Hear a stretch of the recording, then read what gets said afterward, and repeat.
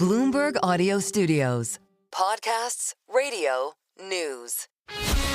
This is Bloomberg Businessweek, insight from the reporters and editors that bring you America's most trusted business magazine. Plus, global business, finance, and tech news. The Bloomberg Businessweek podcast with Carol Massar and Tim Stenovec on Bloomberg Radio. Hi, everyone. Welcome to the Bloomberg Businessweek Weekend podcast. This coming week, a new chapter in American politics as Donald Trump will be sworn in as the 47th president of the United States, his second term, and one that the technology community will be watching, whether it's about the U.S.-China tech war and access to advanced technology, to rules around autonomous driving cars or oversight and policies on artificial intelligence. Tim, it's a lot. There's a lot in the global tech world that could be affected. Time will certainly tell regarding what policies actually come down from the next Trump White House. In the meantime, our take this week includes whether the pullback in autonomous driving by GM is a cautionary tale about the bigger investment play in AI. And speaking of AI, the company whose ChatGPT kicked off the AI craze over 2 years ago, we are, of course, talking about OpenAI. Co-founder and CEO Sam Altman on the company's first 2 years, getting fired, Elon, and more. Plus, U.S.-China relations around American technology and really advanced global technology overall have led to a U.S.-China tech war and race. A company that has found itself at the center of it all, Huawei. We get into the secret history of China's most powerful company. And then later on in our second hour, the founder of Libby Wines on going all in on non-alcoholic options.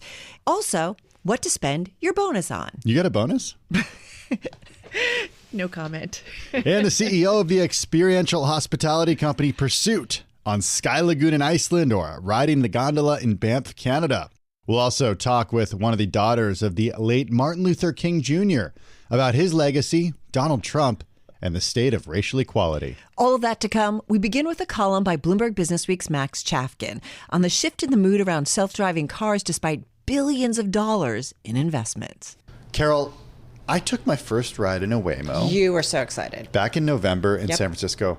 I was blown away. You were. You just couldn't stop talking about it. I still talk about it. It's like boring for our audience because I keep talking about it. Max, No, have you been in one? I have, yes. What'd you think?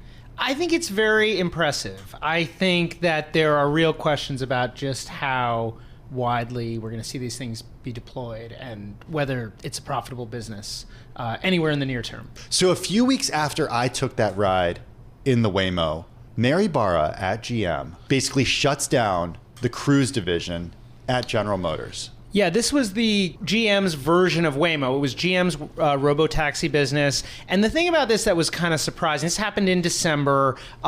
There were lots of warning signs. There had been a very serious accident involving a cruise vehicle in San Francisco. The company had been tangling with regulators. There were reasons to think something like this is coming.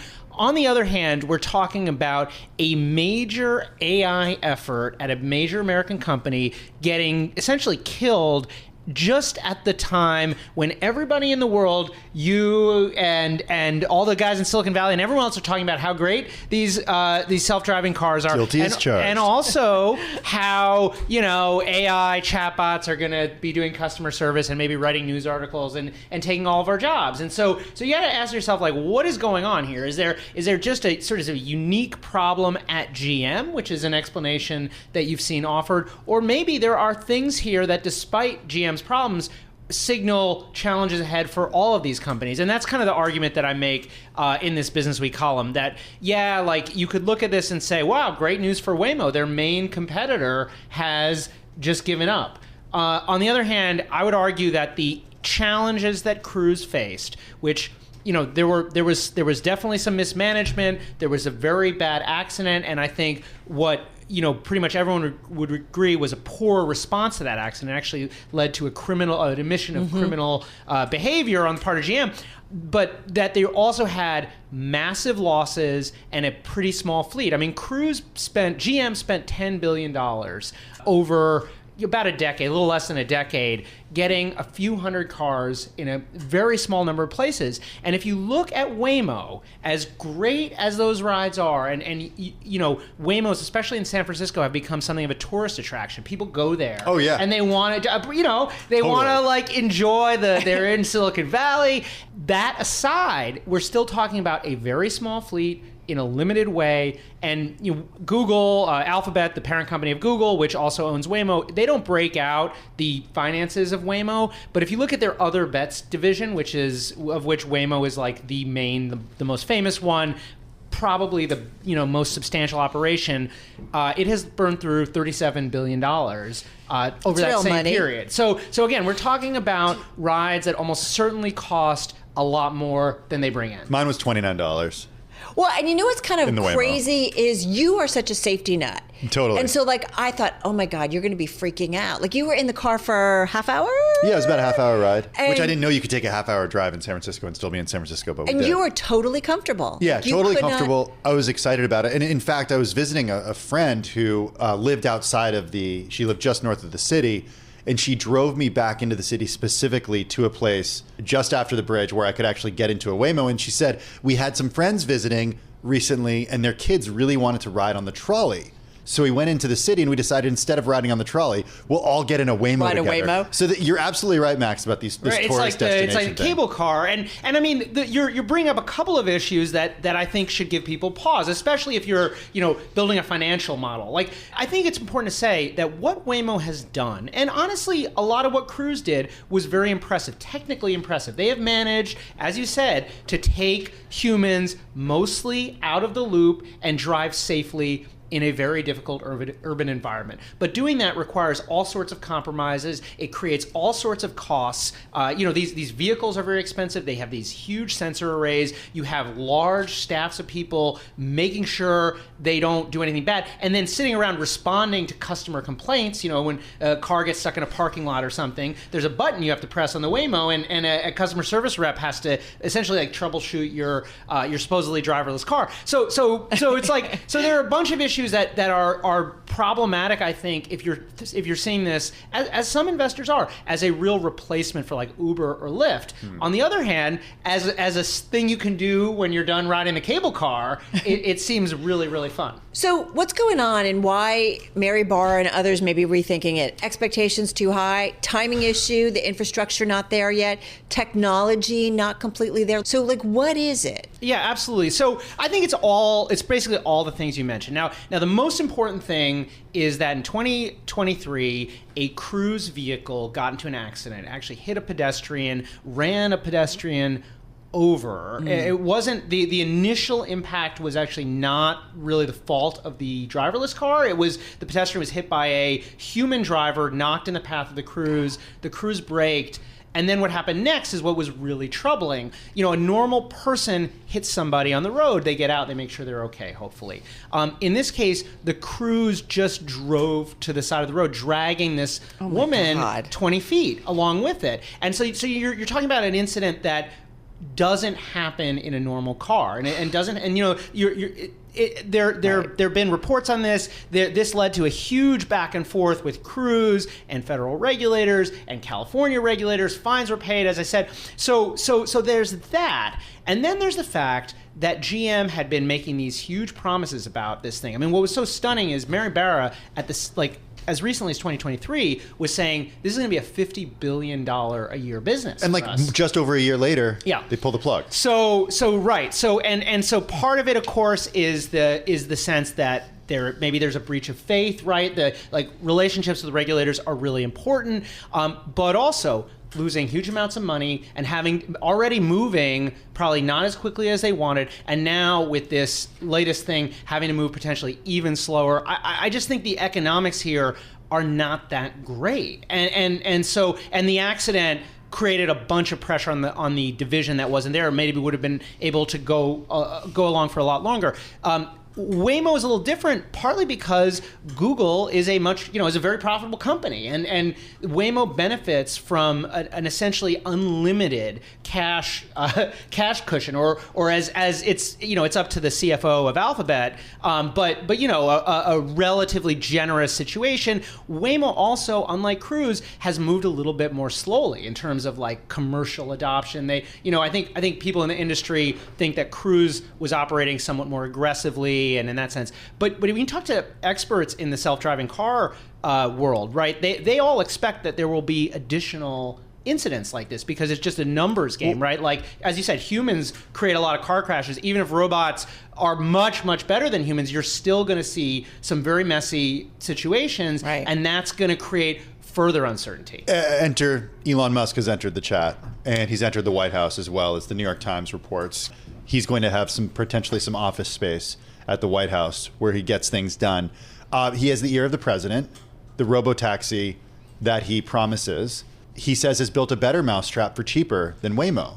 Can he pull it off? Well, I mean, the question is, can he? What do you want him to pull off? And I think I should say one thing. Mary Barra said when she, folded the robotaxi thing, that they were going to roll the Cruise technology into their existing vehicles, which is more or less what Elon Musk has done, right? I think if you look at Tesla, they have a great ADAS that stands for like a driver assistance system, a system where it can take control of the car, but you're there, you've got your hands ready to grab the wheel at any time. It's very much not a robotaxi. And Elon Musk's bet is that they can somehow, by some combination of extreme, hardcore Elon Musk style technical prowess and, putting pressure on, or maybe just asking the Trump White House to change the regulatory environment, they'll be able to get to, full robo-taxis really quickly, as quickly as this year. And I think when you look at where Waymo and Cruise are and how long they've spent and how many miles they've done in terms of driving without a steering wheel, you got to ask yourself, is Elon Musk being realistic? I mean, no relationship with President Trump can, magically make a technology that isn't ready for prime time. That was Max Chafkin, columnist for Bloomberg Businessweek and the co-host of the Elon Inc. podcast, also the author of The Contrarian, Peter Thiel and Silicon Valley's Pursuit of Power. It's kind of interesting, right, in terms of really the shift that we have seen in terms of self-driving cars, right? Like, I mean, it's staggering the amount of money GM, but you think about something like Alphabet, right, Google, that they have spent on self-driving cars. It's a lot of money, and yet you are feeling a dialing down. And maybe it's just, I don't know, our infrastructure not quite there, Tim. I don't know. You took a ride and were blown away. Yeah, I thought it was amazing. But Max brought up some good points that this is a really contained environment in a small section of a city, right? It only works in San Francisco, in that area. Yes, there are Waymos in other parts of the country. But can you imagine a vehicle like that here in New York City? Max also bringing up the point that Uber's really efficient. It's like cheap to get somebody up on your smartphone, using Lyft as well. And it's quick, and they give you a ride somewhere. Like, that system works pretty well right now. And I will agree that this technology makes driving much more safer. All right, coming up, Sam Altman on ChatGPT's first 2 years, Elon, and artificial intelligence under Donald Trump. Bloomberg Businessweek sat down with the OpenAI co-founder for a wide-ranging interview. You're listening to Bloomberg Businessweek. This is Bloomberg.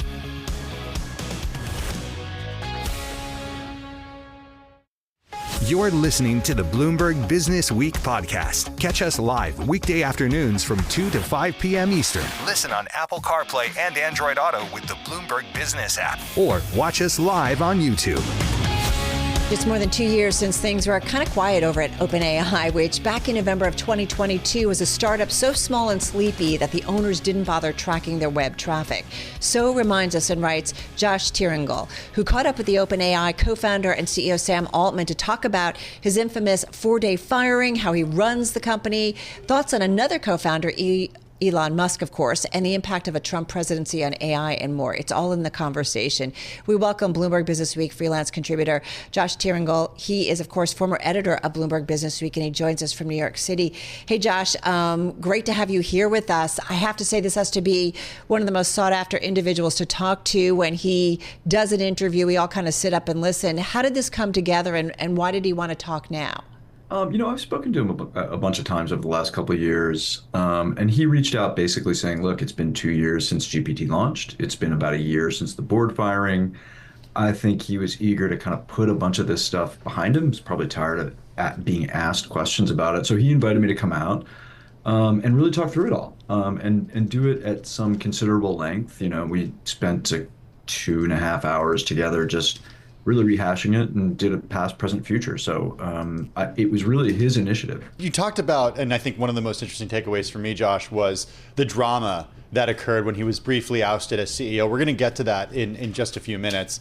Before we get there, though, is the origin story of the company. Not everyone knows how it was started, who started it, who was involved. What was top of mind when you sat down with him to talk?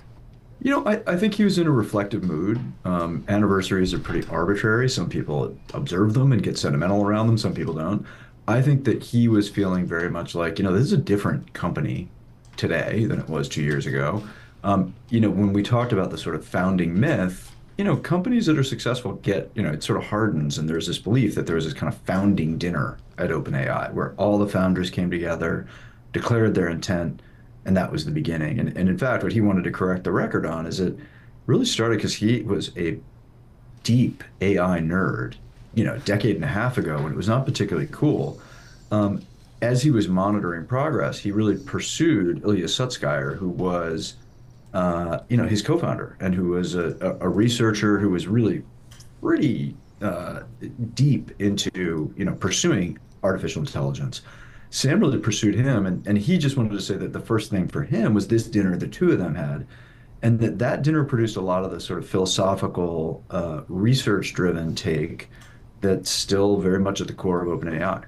Josh, did they have at that time, as you know, there were kind of multiple dinners these guys had in starting to think about the concept, I guess, of the company or what they wanted to do, but did they have any idea kind of what they were dealing with? As you note in the story that Sam Altman said, even thinking about doing this was like cancelable. So, it was kind of not something anybody was considering doing, but did they have any concept that 2 years later, like this might kind of been where we would be? It's a sort of 8-year overnight success, right? I think that they felt like they could scale artificial intelligence. They didn't quite know, what that journey would look like, but they were pretty confident that they were going to be able to make AI happen and make AI happen for ordinary consumers. Obviously, there's tons of twists and turns, but yeah, they did have a pretty strong sense this is what they're going to be able to do, and they actually saw the size of the company, which was quite small, as a distinct advantage in those days. Yeah, one of those twists and turns, I promised we'd get to it, was his brief ouster from the company. Explain how it went down differently than what's been reported. What's the inside story there?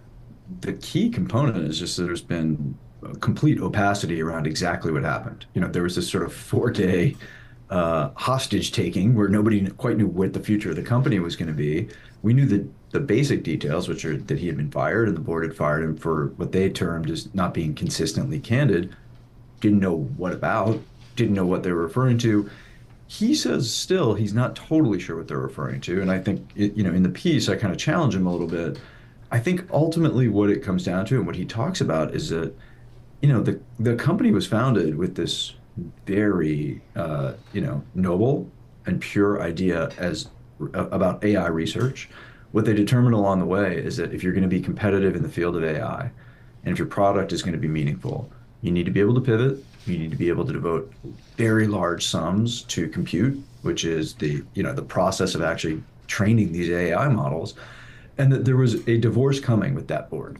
The board was genuine in its convictions that AI needed to be monitored a certain way. There was some sort of schism coming. It feels like that schism was inevitable.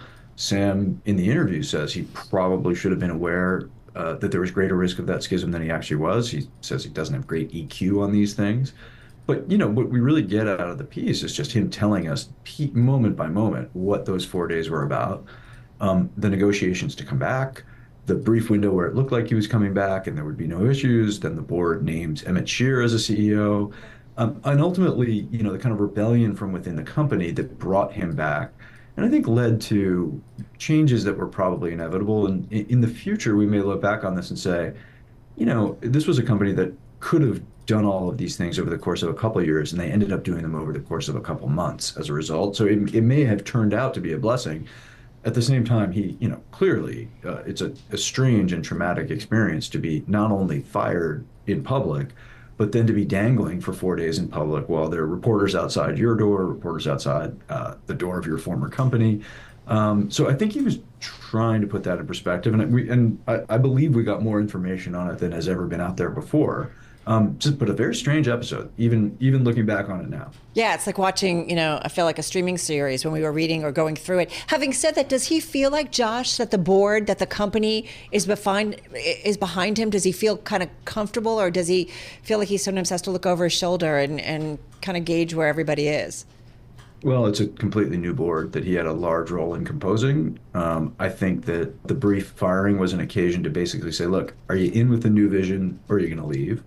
They've had a bunch of attrition, some of it high profile, some of it lower profile. He seems completely at home inside the company, completely comfortable. I think that they are on the right trajectory as far as he sees it. So I don't think there's discomfort there. What about moving forward in the future? Ilya's not there anymore. Elon Musk, of course, isn't there anymore. Microsoft has made huge investments in OpenAI, but has also doing their own thing. Anthropic is out there. You got Meta Platforms doing its own thing as well. What does the landscape look like from Sam Altman's perspective right now? Competitive. It's super competitive. There's trillions of dollars in profits to be made by AI, by the agentification of AI. Everybody is seeing the same thing. At some point, the marketplace will diversify and everybody will kind of choose more of a lane. But right now, they're all competing with these very large models of AI to get to the brass ring. I think they feel very comfortable that because they were there first and because they're pretty disciplined about what they're actually pursuing, which is as a research-focused company, getting to artificial intelligence and artificial general intelligence, whatever may come beyond, they are able to attract talent. Other companies have bigger war chests. They are successfully getting talent, but it's going to be a battle. And I think it's going to be a 3 to 5 year battle to determine who really owns the AI space, what pieces of it do they own. And he's determined that not only does OpenAI want ChatGPT to be a very successful product within it, but that product is not the end goal. The end goal is advanced technology even beyond what we're seeing now. So he's pretty clear what he sees for their company. What does that look like, though? And that's one area that I'm having trouble envisioning. And maybe it's because I'm not in the heart of Silicon Valley. Maybe it's because I'm not necessarily using ChatGPT to its full potential. But what does that world of AGI look like, or that world of AI in the next 3 to 5 years? Like, how are our lives going to be different? Well, look, you're not wrong. I mean, this is one of the confounding aspects of being alive during AI, is that the people pursuing AI are research scientists for the most part, but they speak like preachers, right? They speak with this sort of evangelizing faith about what's coming. But when you ask them, as I asked Sam, like, what in your mind is artificial general intelligence? What he gave me was a sort of decent definition. And at the end of it, he said, and if we achieve that, that would be AGI-ish, right? And so there is a lack of precision in our terms when we talk about what AI is and what we talk about AGI. And so it's confounding. It really is. It is not on you, though. It is on the industry to ultimately come up with these definitions of what it is so that people can figure out what it means for their lives. This is not standard technology. This is way more disruptive. And I think, there's a ripple between these companies and the potential consumers. I don't think it's the consumers who are to blame for that. We're not yet at a place where everybody agrees on what these things are. Josh, it sounds like he thinks, based on the interview, that he thinks Elon could continue to be trouble for them going forward. I simultaneously think Sam is very sincere and certainly not above being tactical. And so knowing full well that our interview would be read far and wide, I'm certain that he said things knowing other people would read them. And so the idea that maybe he was creating some distance between his view of the Trump administration and Elon Musk would certainly benefit OpenAI. He knows Elon better than us. I think that I've heard from many people that Elon is very sincere about his concerns about artificial intelligence. You also can't deny he has an artificial intelligence company that competes with OpenAI. So I took that answer in particular to be fairly tactical. He said he thought he could get more lawsuits. Some might be dropped from Elon, but he also thought he didn't think Elon would abuse his political power in the end. Yeah, and many people have told me the same thing, which is that Elon is 100% sincere when it comes to technology, but that when it comes to competitive corporate warfare, he'll do anything. And so I think OpenAI, much like everybody else in the space, is kind of prepared for anything, so long as Elon is in a position to influence the Trump administration's policies. Something that Elon has talked about has been the dangers associated with AI and with AGI. What did Sam Altman tell you about dangers that could come up as a result of this technology? He has been fairly consistent that he thinks in the short term, there's biological weaponry concerns, that the ability for AI to be used in creating small-time proliferation of weaponry, he thinks it's likely to happen, and we need to be on the lookout for it. And that in the longer term, we don't know what AI is capable of. His feeling very strongly, again, coincides with his self-interest, is that the only way to move this forward is to actually make product, test it, regulate it, as opposed to be concerned about things that you don't know regarding AI and its capabilities. So yeah, that's what he sees. It's pretty standard view from the industry. There are still people at the edges who believe that the risk of, existential risk from AI is as high as 20%. Right. I think that's a little bit of an outlier, but people think that we're going to be in for it, for sure, as people come up with new and nefarious uses for the tech. Josh, only got about a minute left. You get into so much, including energy demands of AI and the data centers and impact on climate. But I am curious, in these final seconds, what stood out for you in this conversation? I'm really interested in how people run companies like this. I did not know how granular he really is. They now have a couple thousand employees. They have hundreds of millions of users, and he is in on those research meetings. He's in the Slack channels. And there are parts of the company that he really delegates other people to handle. That's interesting. It's a different kind of style from other folks. He's also very reflective and analytical. He came from Y Combinator, which was largely this nurturing fund, which scouted CEOs. He's very aware of what he's good at and bad at as a CEO. And that kind of reflection is not common in many of the CEO interviews I've done. So, I was both impressed by it, and I found that to be, relatively abnormal. Well, thank you so much, Josh. Really appreciate the time. Josh, of course, is Bloomberg Businessweek freelance contributor and also former editor of Businessweek. And you can catch the whole story in the current issue of Bloomberg Businessweek, also online and on the Bloomberg terminal. This is Bloomberg Businessweek. This is the Bloomberg Business Week podcast. Listen live each weekday starting at 2 p.m. Eastern on Apple CarPlay and Android Auto with the Bloomberg Business App. You can also listen live on Amazon Alexa from our flagship New York station. Just say, Alexa, play Bloomberg 1130. Our next guest says it's, quote, the most powerful technology company that China has ever built. No, we're not talking about Tencent, which this month was blacklisted by the Biden administration for alleged links to the Chinese military. Nor are we talking about Alibaba or JD.com or Meituan. We're talking about Huawei, the privately held maker of telecom equipment that came into focus in 2018 when the company's chief financial officer, Meng Wanzhou, was arrested in Canada at the request of the United States. And it's an incident that set off a diplomatic uproar and complicated relations between the United States, China, and Canada. For a deep dive on the company, we caught up with Eva Doe, technology policy reporter at the Washington Post, and the author of the new book, House of Huawei, The Secret History of China's Most Powerful Company. I think to many people, where they've heard of Huawei is from their smartphones, which for years has been one of the largest smartphone brands in the world. But really, the reason it's become such a policy concern is it's also the largest maker of the equipment that goes into phone and internet networks around the world. And of course, these networks, they carry all sorts of information, phone calls, emails, internet traffic. And from that perspective, it's become something that policymakers have become very concerned about, is this one company and its global footprint. It's far head and shoulders the dominant supplier in developing nations around the world, and even in Europe is a dominant supplier in many countries.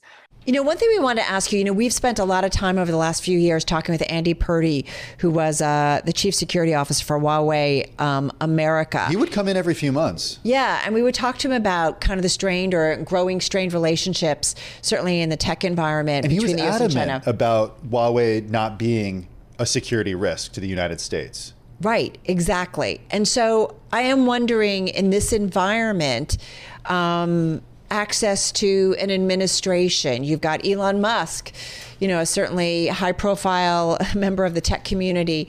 I mean, what are your expectations of Huawei having a strong communication line with the incoming Trump administration, and maybe its future changing in a more favorable way here when it comes to the United States?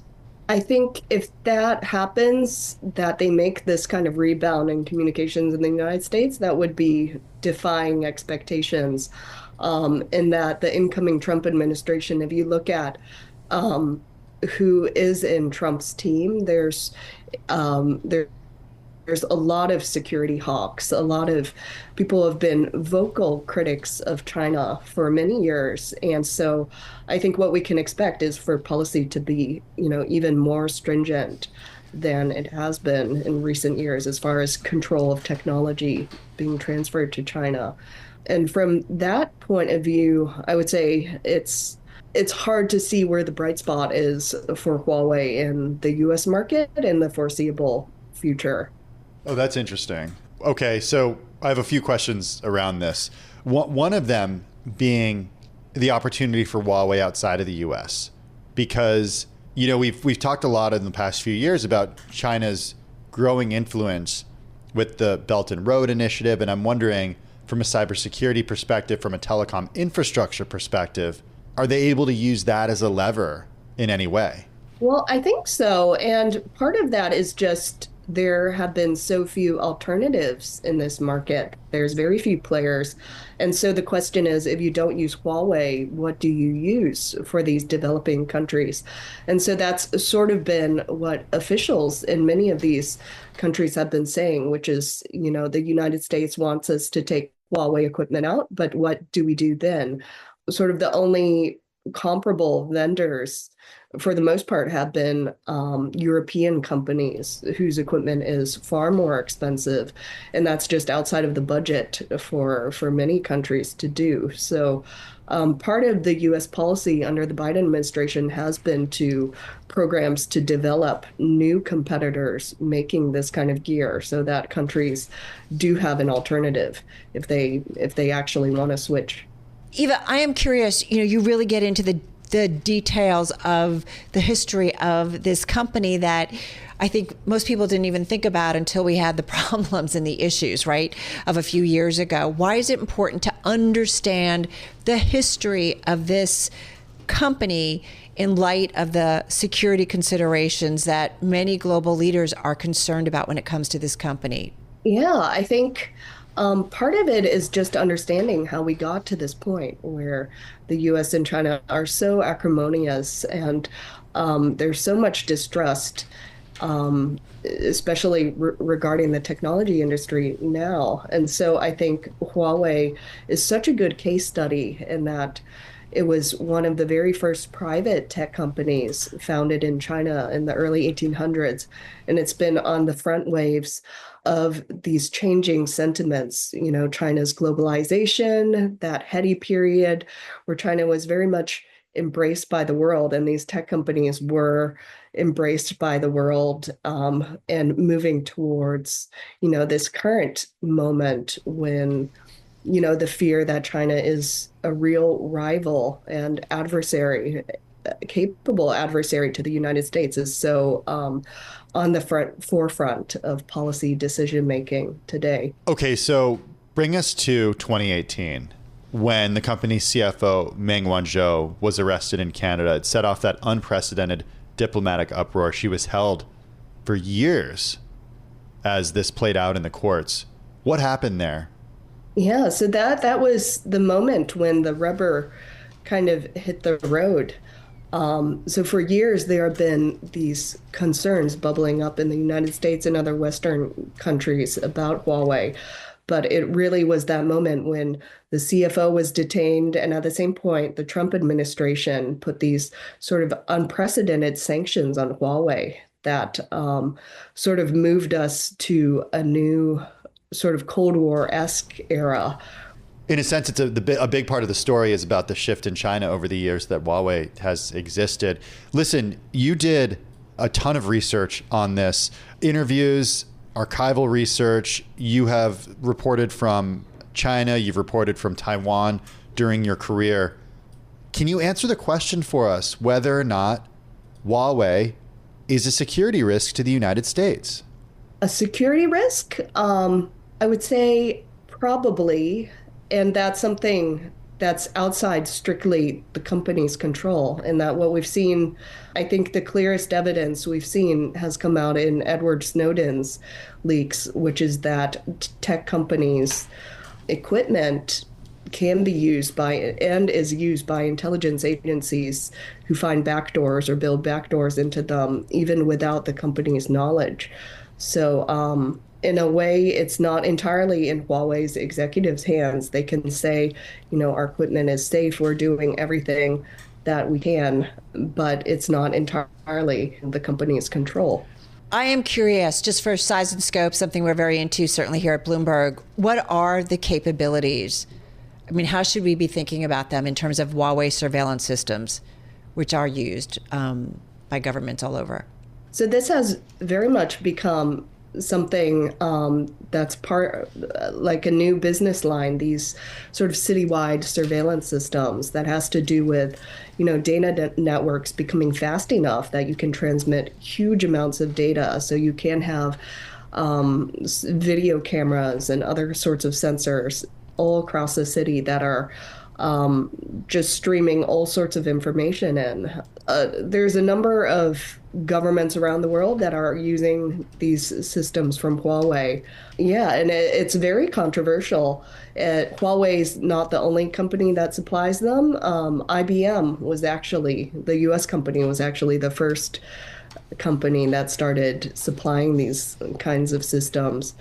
But yeah, it's very much a ongoing debate about just how much data governments should be collecting and to what degree citizens have privacy or not. Tim and I, we spend a lot of time, I'm sure you do too, as we know, talking about large language models, generative AI, what's next in terms of the impact, continuing to track. So I think about what you are saying, what you have learned in the context of Huawei, their role, whether it's 5G in terms of communications or AI technologies.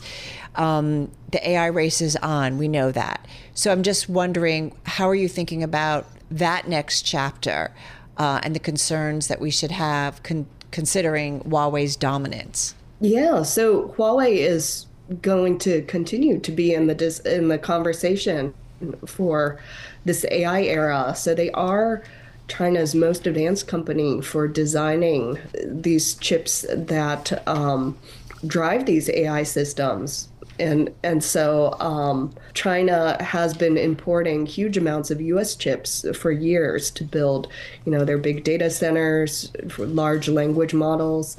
And U.S. sanctions have really been tightened in the past couple of years, which means they're more reliant on Huawei chips than ever before. So are they being hurt by these restrictions and maybe not having access? And, we continue to see headlines about what this means for NVIDIA and being able to share, its higher end technology. I mean, is Huawei being hurt as a result of all of this? Or does it just make them double down from what you have learned?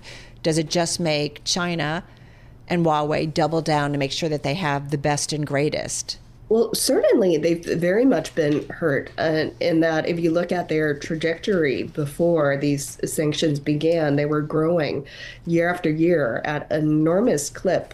And now that growth has stopped, I think the question during the first Trump administration was, can they survive? And so the question, so the answer to that is clear now that, they're too important to China, that China is not going to let this company die. It's going to do everything possible for it to survive. That being said, yeah, they've very much been sort of hurt and slowed down by these growing restrictions from the United States. It's interesting too, because it's not a publicly held company, it's a privately held company. Ownership structure, what is it, who owns it, and does it remain a private company for the foreseeable future?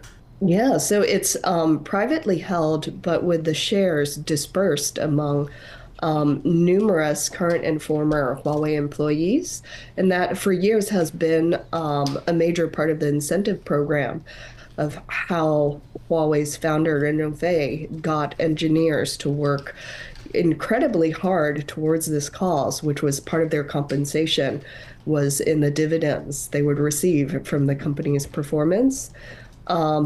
Since it's privately owned, that means it does not have much of the scrutiny of a publicly owned company. There's definitely limitations of what they have to disclose to the public, and they also aren't at the whims of the stock market. And so that's been actually part of their success, in that they've been able to execute really long-term plans and sort of long-term expensive investments that short-term investors would not necessarily be on board with. And so at this point, it's hard to see why Huawei would go public. They have plenty of funding. China's state policy banks are very supportive when they need funding for their projects. And so it's probably going to remain private for the foreseeable future. I think about consumers, people who are listening. I mean, when the Bloomberg audience, right? There's obviously investors, there's consumers, and they continue to look at their goods and their security breaches and so on and so forth, especially when it comes to telecom. The consumer base, they need to be concerned, right? And I assume you're going to say they want their governments to make sure that they're overseeing global technology, because this is the new world order. And to be fair, can we say that U.S. companies, obviously I would assume the U.S. government is not involved in those technologies. It's not apples to apples. It's different, right? When it's China and the Chinese government, when it comes to some of their big companies, particularly tech companies. So one thing is just that technology systems are hacked all the time, and probably hacked more than the average consumer would realize. And so to a certain extent, it is just what is your risk level? If you work for the government, if you work for certain sensitive industries, yeah, you probably want to think twice about exactly what kind of equipment you're using. And in fact, your employer probably has already guidelines in place. For the average consumer, there is a certain risk that your data could be hacked, but that probably existed whether you knew it or not. Eva, just one last question. Got about a minute and a half here. What was the most revealing thing to you in writing this book, doing the deep dive, going into the archive, talking to so many different voices? What was, again, the most revealing thing in this process for you? I think one of the most fun parts for me was just seeing all the places and all the historical moments where Huawei popped up while I was sort of researching in archives in the US and China and around the world. And it really gave me an appreciation of companies like this, just how plugged in, how they are affected and how they affect events going on around the globe. In China, for the historic Hong Kong handover, when Hong Kong was returned from being a British colony to China, Huawei was there and helping to do the video surveillance for it. For the Arab Spring, the Iraq War, Huawei was on the ground. So they're far more than a consumer company. When you supply the phone and internet networks, those are crucial. And the first thing that you're expected to be first on the ground when anything big is happening. Listen, great stuff, and so glad we got so much time. Eva Doe, she's technology policy reporter at Washington Post. Her new book, House of Huawei. You're listening to the Bloomberg Business Week podcast. Catch us live weekday afternoons from 2 to 5 p.m. Eastern. Listen on Apple CarPlay and Android Auto with the Bloomberg Business App, or watch us live on YouTube. Plenty ahead in our second hour of the weekend edition of Bloomberg Business Week, including the CEO of attractions and hospitality company Pursuit on the demand and costs of outdoorsy experiences. Plus, a daughter of Martin Luther King Jr. on her father's legacy, racial equity, and the upcoming Trump presidency. First up this hour, you or your friends may be partaking in the trend known as Dry January. That's where you put down booze for the month. Last weekend, you might recall, our Bloomberg Pursuits team even gave us some of the best mocktails to try. And we are already seeing declines in alcohol consumption. We've talked about those trends a lot on air.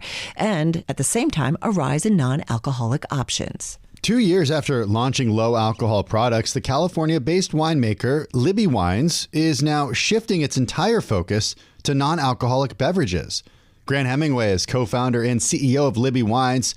He stopped by to chat and share a glass or two about Libby's latest offerings. John, my now co-founder, and I actually were connected through some mutual friends. And yes, a beer guy and a winemaker getting together.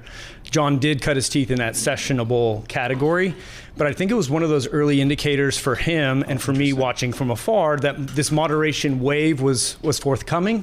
And we really wanted to lean into my Wait, did you really see this moderation wave coming? 100%. What were you seeing specifically? I mean, the crystal ball that we saw was, which we couldn't have predicted, was going to be this self-regulating.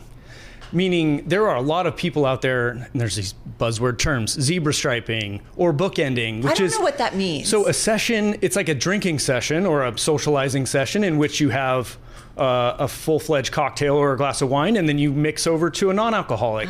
Okay. So it seems to me that this is the consumption pattern happening for those that still are consuming, not the abstainers, which seem to be growing also by the day. What? Can I ask you why you...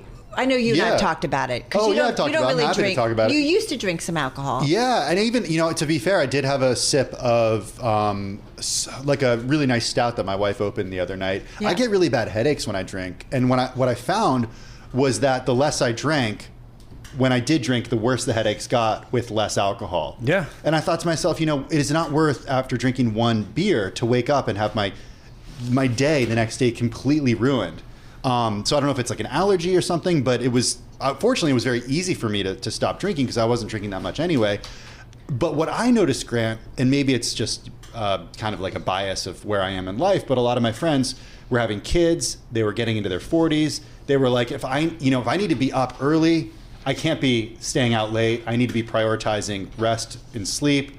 And this was how they were dealing with that. And that's our exact experience too. My wife and I, we have 2 kids back in California, and really started to almost like this self-awareness or observation that we were just not drinking wine as much. Yeah. And it was a lifestyle thing. We, had young kids and we were managing careers, and alcohol was kind of getting in the way of that. And so it was kind of that moment, that light bulb where I kind of set out and surveyed the competitive set, and nothing was really enticing from a qualitative perspective, but I'd been 18 years in winemaking, and this was a big loss. Like, why am I not drinking the product that's supporting our career? Well, what do your friends in the wine industry say? Because they're getting hit hard right now. They're getting hammered. It's concerning. I mean, the downward, and you just reported on the Surgeon General, like there's an anti-alcohol movement, which I don't know that I'm all for. In our business, I would say I'm for. But generally speaking, this moderation is a cultural movement. And I think the wine industry is really waking up to it, and look no further than the results at the register. Yeah, and it's funny to watch, kind of old television where people were constantly smoking and had a cocktail. I even think of like my dad coming home from work and had kind of a serious, spirits and cocktail, fairly regularly when we were younger. And then eventually all of that stuff started to go away, even with his generation, and easing of it. Have you heard of California sober? What is it now?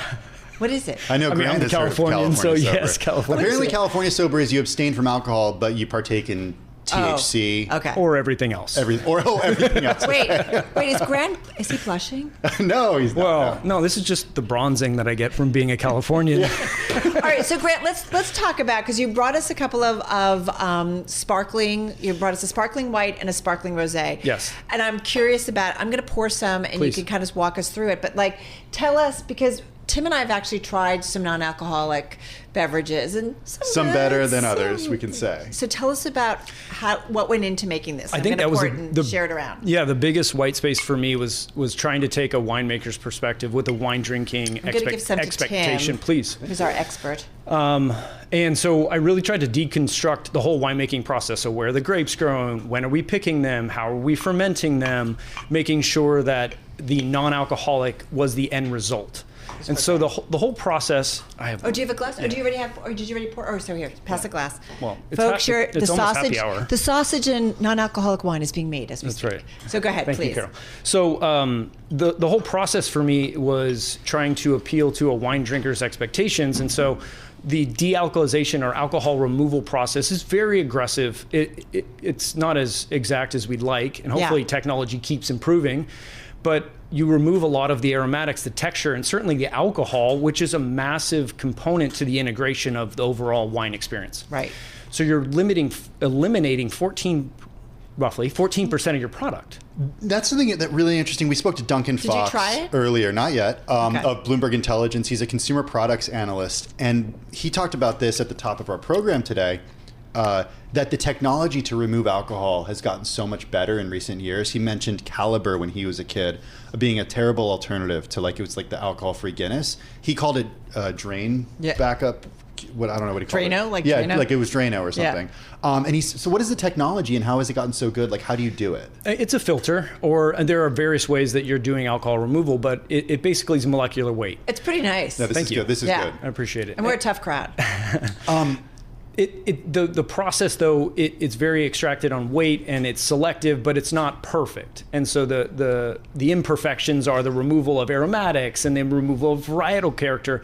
And so that's why some of the early entrants you might have seen are adding a lot back to try and replace, but it's not adequate. And so with this, it's very bright, it's very refreshing. I got to be honest, when Grant walked in with it, I saw it, and he opened it up. I was thinking to myself, am I going to be drinking Martinelli's right now? Yeah, that's what right? Yeah, and I'm not. I mean, this is Martinelli's, the apple juice, right, that we get you for had kids. When you were a kid, and it was New Year's Eve. Yeah, totally. This is not the sparkling apple juice. No. This is something different. It is closer to wine, for sure. So is it essentially, and forgive me because I was kind of running around pouring and stuff, but so is it wine just with the alcohol pulled out? 100%. It's fully fermented grapes from California, right, that we reduce or eliminate the alcohol from, and then go through the flavor composition or formula, and then carbonate it up to basically a Prosecco level. So it's really meant to replace that sparkling. To a Prosecco level. Yep. Yeah. What has your consumer research told you about when people buy this and they drink it, if they drink more than they drink of the a counterpart with alcohol in it? I mean, my own consumer research is telling me I drink much more of it because there's not the guilt or the shame of knowing I have to be tempered or temper my consumption on this because of what I have on the horizon. So I think what you mentioned, Athletic, at the top of the call, they have done such a phenomenal job on matching quality that people don't have to compromise anymore on what they want for a beer occasion. That needs to happen in the wine category. Mm-hmm. And I think there is a massive wake-up call. We talked about the downtick in wine sales. Please. I'm gonna start pouring the rosé. So what's the difference? Same process for this? Same exact process, just different grapes produced in a rosé style. You hear that clanking? That's the swing top we've got on the bottle, so that you can. So you can put it, close it, pop it back in the fridge. Would you like? I'm okay. You're good. Yeah. Okay. Thank you. I've got to drive. So very funny. So you close it, pop it back in the fridge, and it stays. Yes, that was one of our learnings from I think in terms of trying to be innovative around the wine category is you're never going to see a champagne bottle with a swing top on it or a Prosecco bottle. They're etched in tradition. Oh, this is nice. Did you try this? And so with the addition of the swing top, we wanted to really do preservation. It's a softer touch a little bit, right? The rosé. Yeah. Nice. Yeah. Are you planning to do any non-carbonated versions? Absolutely. Yeah, R&D, I'll admit, sparkling was more in my repertoire and our wheelhouse. Is it easier to do? I would say it's easier to replicate or replace a sparkling. Yeah. But the still wine category, I think, is very, it's a huge opportunity for the category. If we're to nail a Chardonnay or a Sauvignon Blanc or a Pinot Noir, a lot of drinkers out there, and you talked about who is this consumer? Yeah. It is definitely the wine consumer that is self-moderating. What I'm also finding is bars, restaurants, parties, social events, professional events have increasingly non-alcoholic options that are not soda. Huge real estate being garnered by the mocktails and commanding quite a price. But I think it's about more options for inclusive occasions, making sure that everyone is able to participate, and not feeling sheepish or needing to go with the lime in a seltzer water as the chameleon. All right, so you introduced this October, is that Just right? October. All right, so I know this, but we're Bloomberg. So give us any indications of the kind of demand you're anticipating or maybe already seeing. So in 18 years in wine, and this would be the 5th startup for me, I've never seen something like this. And to your point, October, we didn't have a lot of data behind us. Yeah. But we have gotten so many fortunate retail programs in anticipation of Dry January, big moment. Right. And good timing. Could not be, we're blowing away our goals. And obviously the proof will be in the pudding with repeat business and velocity, but the early adoption has been through the roof. Funding? Self-funded? Raise money? How have you done it? Raised a fair bit of money, went to the outside for the first time, but John and I actually self-funded the initial. Wine is a very capital-intensive business. Yeah. You guys likely know this, but we feel like the category is not a fad. This thing is here to stay. It's going to keep growing. The retailers are now starting to get behind it, which is a massive win. Well, happy Dry January. Yes. Promise to come back soon. Let us know how things Absolutely. are going. Grant Hemingway, co-founder and chief executive officer of Libby Wines. This is Bloomberg. This is the Bloomberg Business Week podcast. Listen live each weekday starting at 2 p.m. Eastern on Apple CarPlay and Android Auto with the Bloomberg Business App. You can also listen live on Amazon Alexa from our flagship New York station. Just say, Alexa, play Bloomberg 1130. How does a trip to Banff to do some gondola riding or cycling sound? Or visiting fjords in Alaska to gaze upon glaciers, whales, and sea lions? It sounds amazing. How about also maybe a whitewater rafting trip in Montana? Gotta say, yep, sign us all up for all of it. And you can experience all of them courtesy of a company known as Pursuit.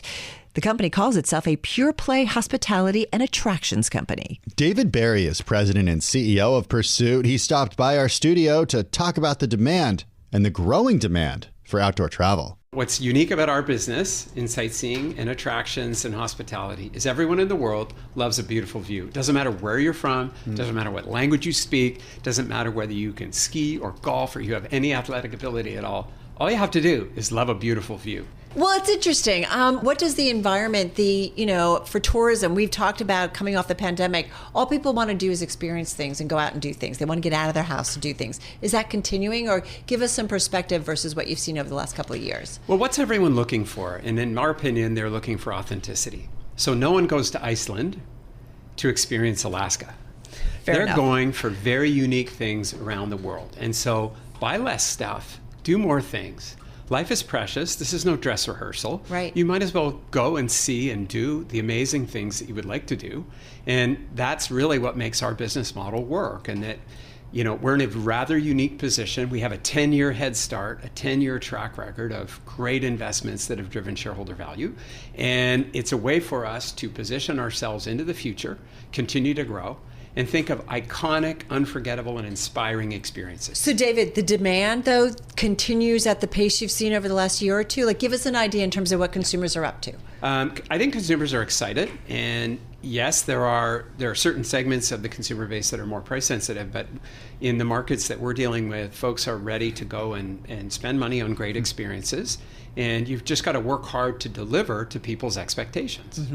14 attractions around the world. 28 lodges, 51 restaurants and other dining experience. You've got 51 retail stores. How do they all come together to offer sort of a package? Because when I see some of these experiences, I see, okay, this is a good one-off here.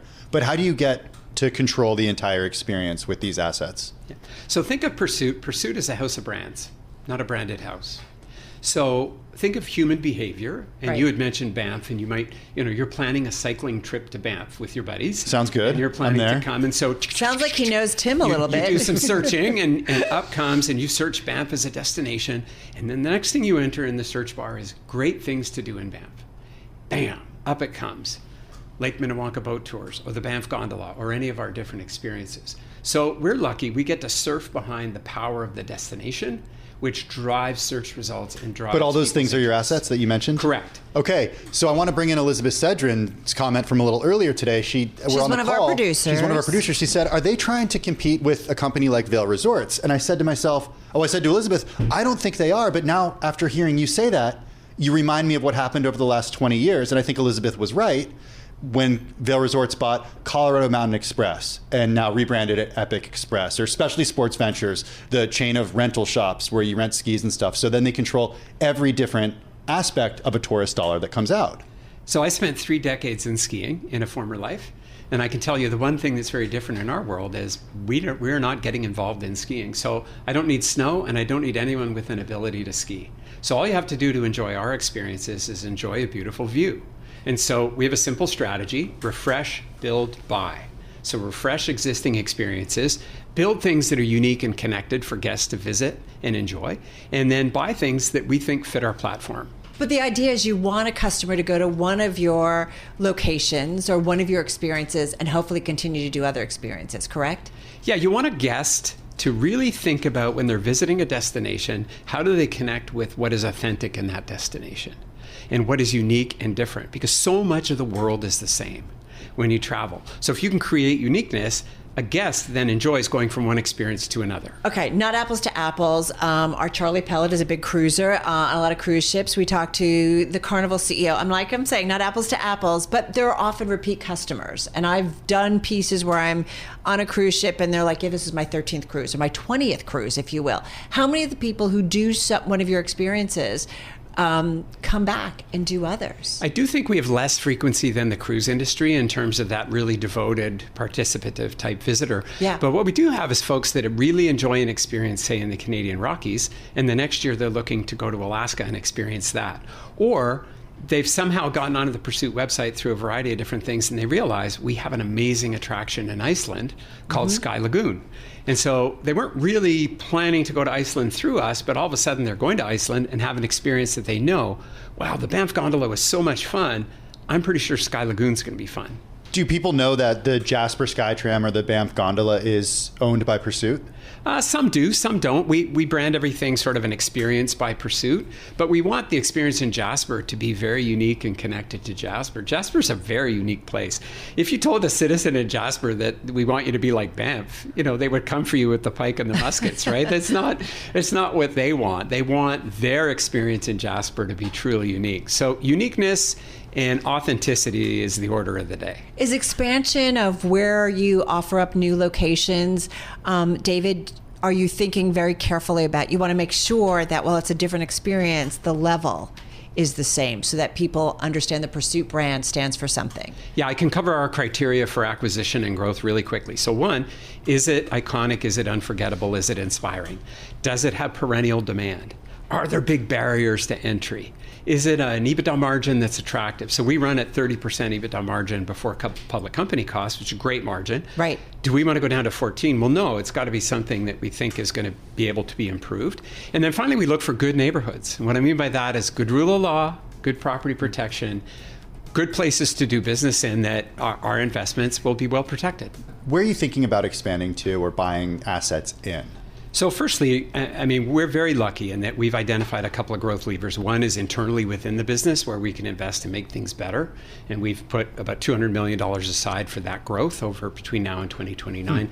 But on the acquisition side, what are we looking for? It's got to be iconic. It's got to be unforgettable. Got to be inspiring. Sedona's a pretty iconic place.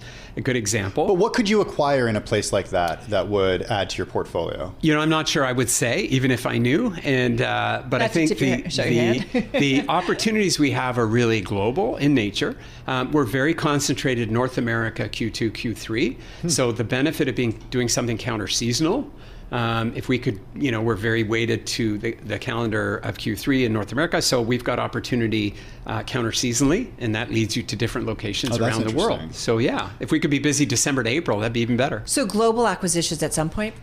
Absolutely now. I mean, the benefit of this transformation of the sale of GES and the repositioning of Pursuit and our new clean, strong balance sheet is, guess what? We've got a great pipeline. We've got a great plan. We've got a great strategy. And now we've got great dry powder to go do some things. So we're excited. So I'm going to say yes, global acquisition. Yes, ma'am. So talk to us about pricing, David. I'm just curious. And I know we talked a little bit in the break before we got back here live on air, but I'm just curious, give us an idea of range kind of things so we have an idea. It really depends on the experience. So we have some attraction products that are very accessible for people, and you can do that based on time of day. Tim, how old are the kids? 2 and 6, let's say. All right. So you travel from the East Coast to Banff, and at 8 o'clock in the morning, your kids are wide awake because it's 10 o'clock New York time, and they're bouncing around the hotel room looking for something to do. You, my friend, are a prime character to take a breakfast program and a gondola ride with little kids. Yeah, that sounds about right. Whereas Carol may be a little more relaxed. I've one 21-year-old. Yeah, 2 in the afternoon. Sleeps in. Yeah. So there's the sleep-in crowd and there's the early morning crowd, my friend, and you're part of the early morning crowd. So there's a good example of your pricing and providing an experience that's well suited to someone at that particular time of day. Is part of the business strategy to make sure that you've got different price points? You bet. And you price dynamically, and you also work hard to provide value. So we get asked all the time, are you going to continue to take price? Real question is, are you going to continue to improve experiences? Because when you improve experiences, you have pricing power. It's not just taking price and making everybody angry. It's not that just doesn't about work putting in something on hospitality. sale or offering a discount or something like that. You're always going to have channels of distribution where you're potentially, if you have a time of day that you want to move more folks into, you're going to price that advantageously. But can you create an amazing product that people are going to feel comfortable paying a fair price for? You said earlier that a big difference between you and the ski industry and the big conglomerates out there now is that you're not focused at all on skiing. Does that make you less concerned about climate change? Well, I think the benefit for us is we're not focused on any particular athletic skill that you need to enjoy a product. All you need to do is enjoy a beautiful view. So in our summer destinations, climate change is less of a factor, but we're very sensitive to, we have one planet, and we want to make sure that we do everything we can to protect this planet and be mindful. And if you go to our website, you'll see a thing called Promise to Place, where we talk about sustainability, respect, and community. Those are the 3 things we spend a lot of time on. We report very candidly. Sometimes it makes us uncomfortable, but we tell the truth about what we're doing and what's working and what's not working and what we're going to do to make it better. So I am curious in terms of running a business, labor, like hospitality. We talk about it a lot, and access to enough workers. Do you guys have all the workers that you need? We do, and what makes that happen is people want a voice. They want to work in a place where their opinion is respected and heard. They want to understand what is the greater purpose of this organization.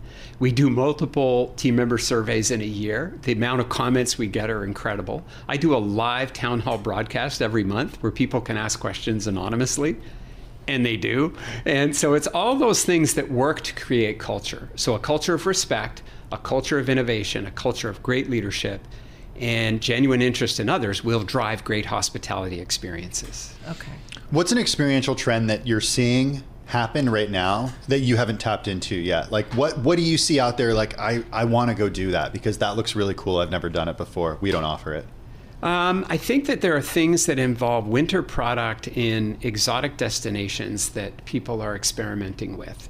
And so that might be an igloo in the Northern Lights. And, in Iceland at Sky Lagoon, we will get complaints every once in a while, like, I came for the Northern Lights and they did not appear. Can you make that happen? Hey, and Mother Nature? You just smile and I'm only God's assistant. I can only do so much. But the benefit of looking at how do you continue to innovate, and we're lucky, we work in a vibrant, relentless, restless culture that always wants to innovate. And so we have teams every day, they're waking up with a great idea. So there's not one thing specifically, Tim, that I would say. I would just say there's 1,000 things the team's working on right now that are exciting. Starting out as a ski instructor, it worked out pretty well. You're pretty happy, right? I'm pretty, somehow I made it here. I don't know, on your show. So I can cross my fingers and try not to say anything dumb. Well, really fun. Let us know as the year progresses and let us know how things are going. You bet. Thank you so much. Love to hear back from you. David Barry, he's president and CEO of Pursuit, joining us right here in studio.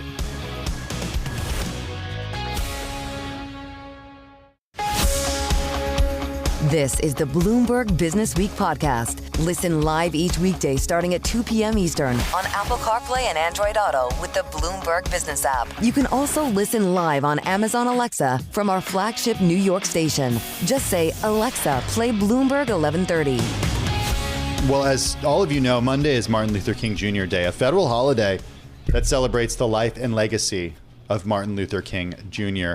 Right. And just a reminder, of course, Martin Luther King Day also happens to fall on January 20th, which is the day that President-elect Donald Trump will be inaugurated this Monday.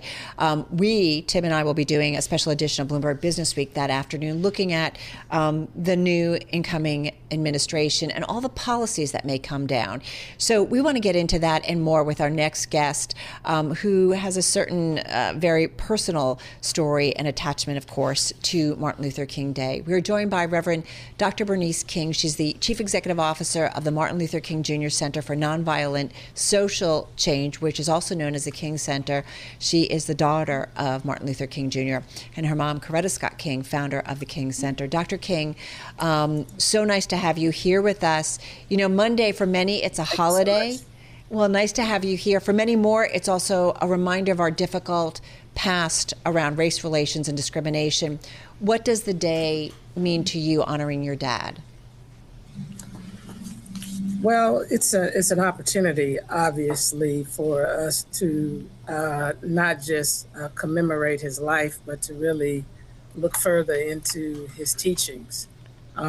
He was not just a civil rights leader, he was a teacher. He left us a blueprint as to how to create a just, humane, equitable, and peaceful world. And every year, one of the things that I encourage is that we study him more, because he spoke about things that we as a nation and world needed to do to fight against what he saw as the triple evils of poverty, racism, and militarism as a threat to our humanity. And so here we are once again this year, and as we inaugurate a new president, those teachings don't change. They stay the same. What we have to do is to connect to them and to connect to the spirit of that movement so we can continue to move our nation and world forward. I was going to ask you, just to follow up, you said, you know, your dad leaving us a blueprint. How would you think he's doing, how we are doing today with that blueprint? Well, you know, he said to us in Where Do We Go From Here, Chaos of Community in 1967, the book that he published then, that we must find a way to live together as brothers, and he meant humanity as brothers and sisters, or together we would be forced to perish as fools. And I think we've not found the way to do that. I think we further divided around different ideologies instead of trying to spend time learning, in spite of our differences, how do we live together? How do we create a coexistence where we don't co-annihilate one another? You know, how do we create a world where everyone has decent and affordable housing and access to health care? You know, how do we ensure that people who may end up in the homeless population, how do we ensure that that is short-lived and we create a pathway to people to reclaim their lives? How do we create a fair distribution of wealth in this nation? He talked about having a radical redistribution of wealth. He didn't talk about it in the sense that we just have to remove wealth from someone else, but we have to figure out how do we balance our economy so that people can have enough to do well. And then, of course, he talked about how do we respect who we are from different cultures and different backgrounds. We'll never all agree on everything. We'll never all like each other. We'll never all think alike, but we certainly can spend time learning how to live together. So that takes a lot of listening, curiosity. It takes a lot of courage. It takes a lot of humility. It takes compassion. These are all the things that he taught us through the spirit and the heart of nonviolence that he led that movement in. Well, it's that last point that I want to talk about, Dr. King, because we've been talking about over the last few months the dismantling of DEI programs at many companies. If I just look at the stories that one of our reporters, Jeff Green, has written in recent months, here are some headlines. Walmart under fire from investors for cutting DEI programs. Meta retreats from diversity and inclusion, appeasing Trump. Amazon is halting some of its diversity and inclusion programs. McDonald's walks back DEI goals in latest corporate retreat. Other companies, including Deere and more. And we've talked about corporate America, did hire more black workers for a while, and then it stopped. How do you, in an environment such as this, where things seem to not necessarily be going in that direction, how do you have optimism? Well, I always have optimism because there are always people, like Target and Costco and others who choose to follow the pathway that we all know is for the best of our nation and our world. Look, if we don't have an inclusive economy as a nation, then we're not going to survive in the global economy. And so I think there are going to be some hard realities we're going to be faced with in a few years if what those who have sought to remove DEI have done, it's going to show certain results. I think it's up to certain courageous leaders to combine forces and stand against this. It really, at the end of the day, it's really not about the language anyway. It's about who we are as a people. Do we have a love-centered way of leading our cultures in corporate America, in our educational institutions? When we look around at our different cultures, do we have everyone that's needed in terms of representation at the table? Whether you call it DEI, you call it representation, or you call it a belonging culture, or for us, the beloved community. How do we create beloved community cultures? Because at the end of the day, it's about the outcomes. So if they remove the names, they remove what they call DEI, but then they are still committed to getting to certain outcomes, then maybe there's no problem. But if removing it also means that we're not going to ensure that we have cultures that reflect who we are as a nation and even as a world, then it just means those of us who practice nonviolence are going to have to organize and strategize and come up with plans to put pressure where it's needed. Dr. King, what do you think white Americans still don't understand about Black America today, and what do you believe it will take to achieve true racial equality? Well, the first thing is Black America is not trying to take anything from anybody. I think that's the first thing people need to understand. There's this threat, if Black America were in charge, they will remove us and nothing could be further from the truth. If you study the history of our race, we've always been holistically. It doesn't mean there aren't exceptions in every racial grouping. But if you study as a whole, we're very forgiving people. We are a very inclusive culture. We tend to stand, with what is right and what is fair and what is just.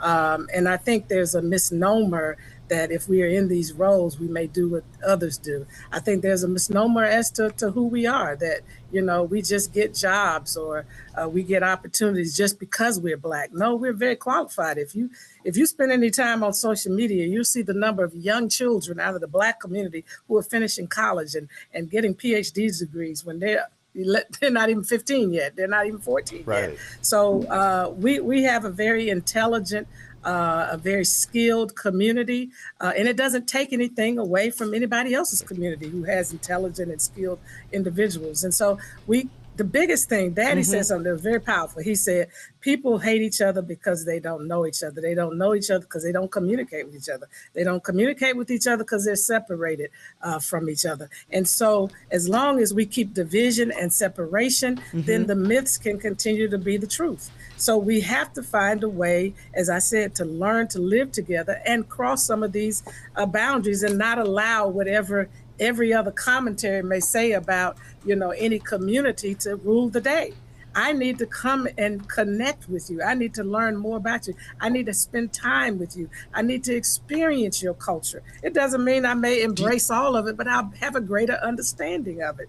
And I think that's what a love-centered person, a compassionate person, a curious person would do, and a person, more importantly, who wants to see a better world. Well, you know, we think about, we've only got about a couple of minutes left here, but we are thinking about Martin Luther King Day on Inauguration Day, incoming President Donald Trump, and what his administration might bring in terms of policies and what it means for Black Americans and equality in the United States. You know, we kind of get the sense that your dad, you know, tried to engage power to influence change. He seemed very pragmatic and yet took those risks. Yes. Do you think your father would try to engage with the right, the conservative right, to get them to better understand the implications of their positions, or is that not even possible? And again, only about a minute and a half here.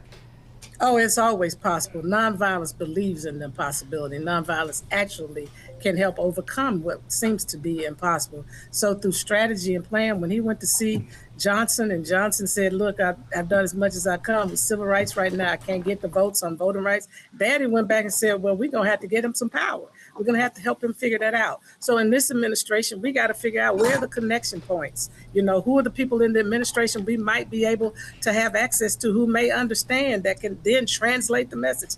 It's about strategy, and nonviolence helps you with that. Do you have faith in the Trump administration helping out the Black community? I have faith in God, and I believe in the power of a collective conscience that is committed to freedom, justice, and equality. And I believe it is possible. That's why our theme is, you know, Mission Possible, protecting freedom, justice, and equality. Freedom, justice, and democracy through the spirit of Nonviolence 365, which is Kingian nonviolence, is taught and demonstrated by my father. That's what I have faith in. Dr. King, just 25 seconds left here. What do you hope every American kind of thinks about when it comes to our country here? I want them to remember that as a humanity, we have been to these places before. Maybe not literally us, but human beings have been in difficult, challenging times.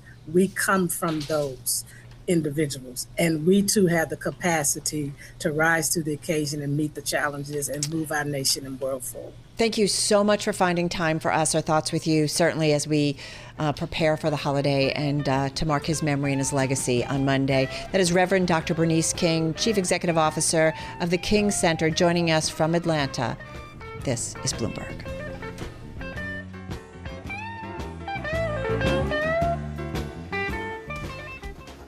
This is the Bloomberg Business Week podcast.